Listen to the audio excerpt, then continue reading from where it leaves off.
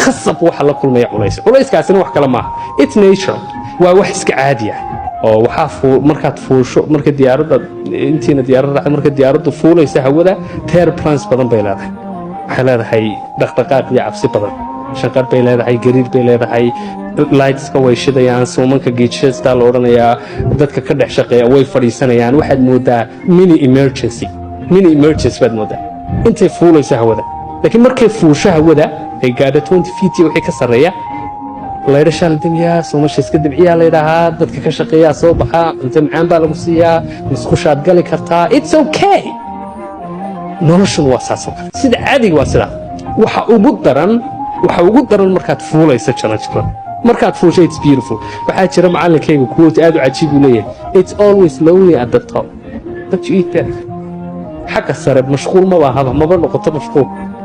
waa firaaqo xagga sare